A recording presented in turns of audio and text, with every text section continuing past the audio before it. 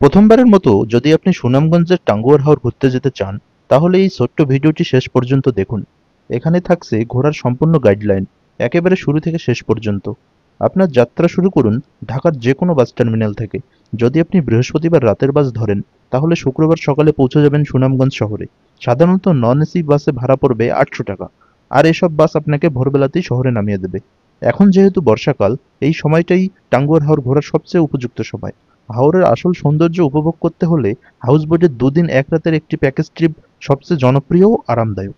যদি আপনি বৃহস্পতিবার রাতে ঢাকা থেকে রওনা দেন, তাহলে শুক্রবার সকাল থেকেই প্যাকেজ শুরু হয়ে যাবে, যার মধ্যে থাকছে শুক্রবার সারাদিন, শুক্রবার রাত এবং শনিবার সারাদিন। হাউসবোটগুলোতে থাকা, খাওয়া দাওয়া এবং ঘোরাফেরা সবকিছুই প্যাকেজের মধ্যে অন্তর্ভুক্ত থাকে। প্যাকেজের দাম সাধারণত শুরু হয় ৪,০০০ টাকা থেকে, আর হাউসবোটের মান ও সুবিধা অনুযায়ী তা ৮-১০ হাজার বা তারও বেশি হতে পারে।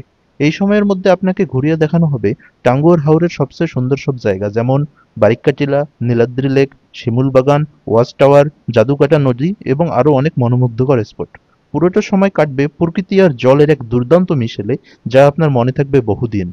শনিবার সন্ধ্যার দিকে হাউসবোট আপনাকে শহরের কাছাকাছি কোনো ঘাটে নামিয়ে দেবে। চাইলে তখনই আপনি রাতের বাসে উঠে পড়তে পারেন ঢাকার উদ্দেশ্যে। আর রোববার সকালে ঢাকায় পৌঁছে নির্দ্বিধায় অফিস বা দৈনন্দিন কাজেও ফিরতে পারবেন।